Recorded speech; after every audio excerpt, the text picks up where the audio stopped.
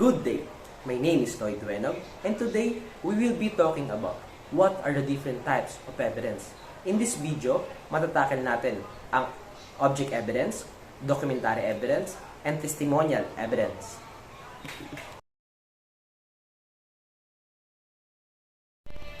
First is object evidence. According to Section 1 of Rule 130, object evidence are those addressed to the senses of the court. When an object is relevant to the fact in issue, it may be exhibited to be viewed or examined by the court.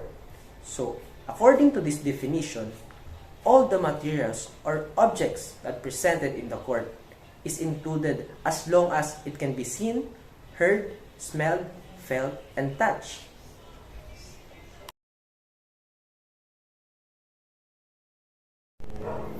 Object evidence are sensual evidence, and it can be categorized into three groups.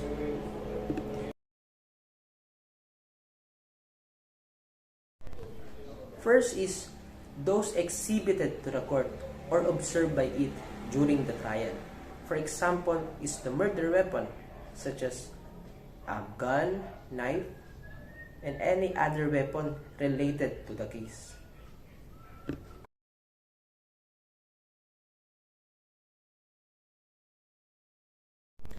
Second, those which consist of the result of the inspection of place or things conducted by the court outside the court.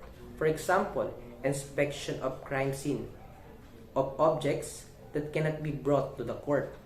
Observation can be made by the parties through photograph or other representation such as sketching or marking.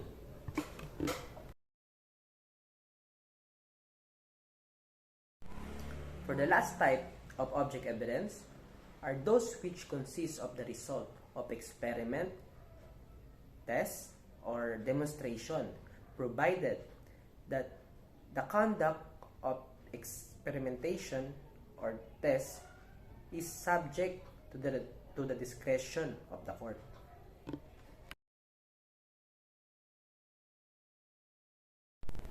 For the next part, I will be discussing the 6 limitations of object evidence. For the first limitation, the admission must not cause undue prejudice to the court. Second is, the admission is subject to the demands of decency and propriety unless the admission is extremely needed. For example, in rape case, generally, exhibiting the private part is not allowed.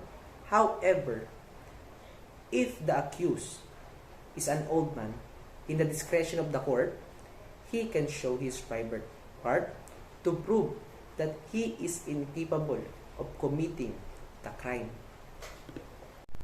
Third limitation, exclusion of objects which are offensive to man's sensibility or repulsive object. For example, waste matters such as a human stool are not allowed to be presented to the court.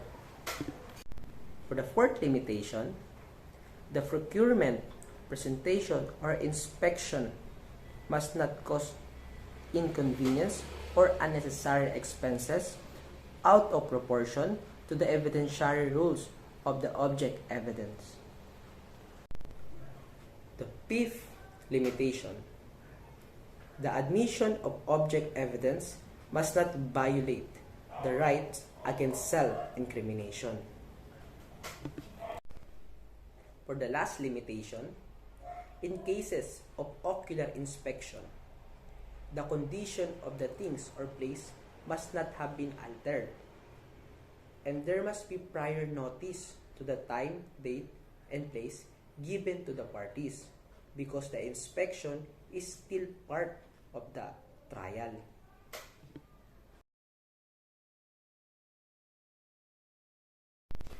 We will now proceed to the second type of evidence, which is documentary evidence.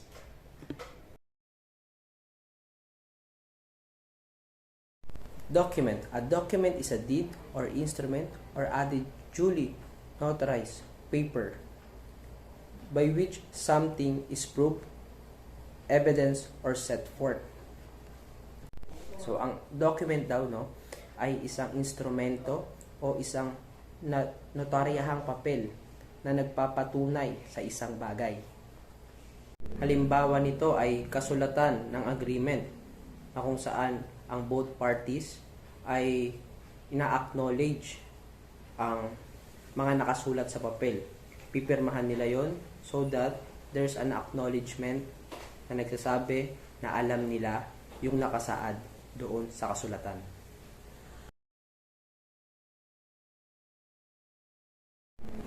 According to Section 2, document as evidence consists of writings or any material containing letters, words, number, figures, symbol, or other modes of written expressions as proof of their contents. Offered as proof of their contents. Yung definition na binanggit natin earlier was amended by 29 Proposed Rules on Evidence, Administrative Number 19-08-15. Dito, sa amendment na to, sinasali na yung recording, photograph, and sounds. Under photograph, included na si still pictures, si drawings, si stored image, x-ray films, motion pictures, or videos. For example natin dito is yung tape recording. So, sa tape recording, may dalawang instances. First is that particular words were uttered. So, yung first instance. Second instances, that words were uttered in a particular accent. Sa first instances, makukonsider yan na documentary evidence. Bakit?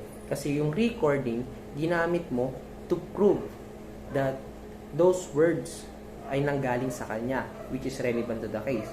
Second, is magiging objective evidence. Kasi sinasabi dito, those words were uttered in a particular accent. Ginamit mo yung recording to prove na ganun siya magsalita or ganun yung accent ng pananalita niya.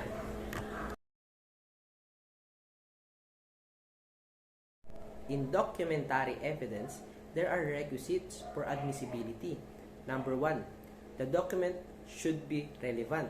Number 2, the document should be authenticated and proved in the manner provided in the rules of court. Number 3, the document should be identified and marked. Number 4, the document should be formally offered in court.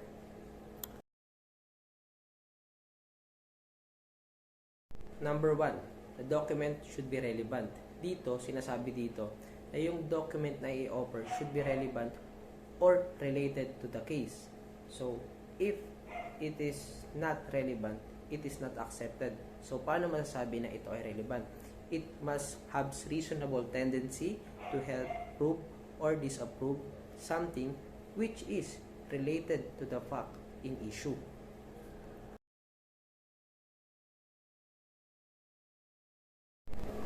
Next is, the document should be authenticated and proved in the manner provided in the rules of court. So, ano yung purpose nito? Yung purpose nito is to make sure that the document is not questionable, it is not falsified, and it is not a different document. So, dito, sa Rules 132, no, sinasabi dito na the private document should be authenticated.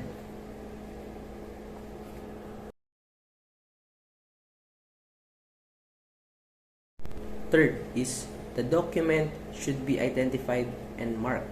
So, dito, minamarkahan ng judge yung document, tapos it will be formally logged in the court clerk. So, pag na-formally logged na siya, it will be a declaration that document will be under the custody of the court. And marirelease lang siya if sinabi na ng judge na pwede na siyang release or nasira siya.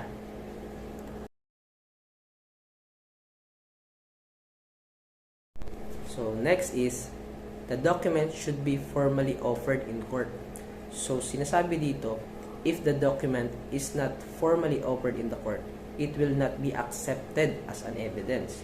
So, if the party offered an documentary evidence, they must specify the purpose of that particular evidence or instrument offered.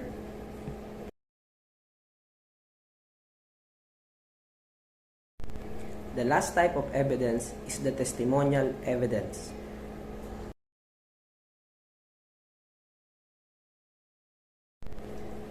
Testimonial evidence.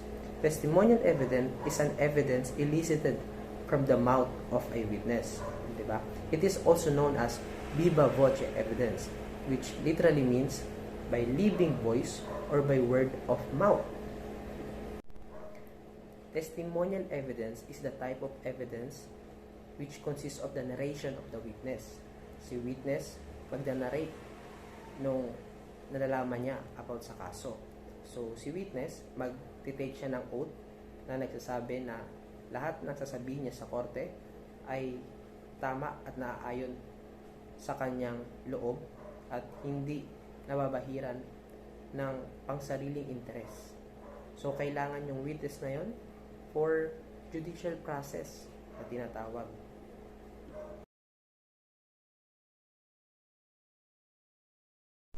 So, who is a witness? A witness is a natural person who testify in a case, one who give oral evidence under oath before a judicial tribunal. So, it is a person na makakapagbigay ng ebidensya sa nasabing kaso. So, mahalaga yung they play a vital role in the judicial proceeding because they provide evidence that can be a sole basis the determination of the guilt of the person being accused. Lagi natin tatandaan, in a judicial proceeding, si witness have the rights na tumanggi to testify in court if he or she feels that he is not comfortable or feels safe on testifying in court, then he has or she has all the rights para hindi mag-testify or magbigay ng kanyang sinumpaang salaysay. A witness should have a personal knowledge of that particular narration. Hearsay rule will not be accepted. So, ano yung hearsay rule, Kapag si witness, sinabi niya sa korte na yung nalalaman niya is based sa sinabi ng ibang tao, it is not accepted because it is considered as a hearsay rule. So, a witness, para maging admissible yung narration niya, it should be based on personal knowledge. It should be based na-experience niya, na nakita niya, na narinig niya mismo yung sinasabi niya sa korte. So, in that way, his testimony will be considered as admissible. Question: who are not compelled to testify? So, number 1 is, of course, the President while in office. Second, justices of the Supreme Court. Third, members of the Congress while Congress is in session. Number 4, foreign ambassador of the Philippines. Number 5, consuls and other foreign diplomatic officials if exempted by a treaty.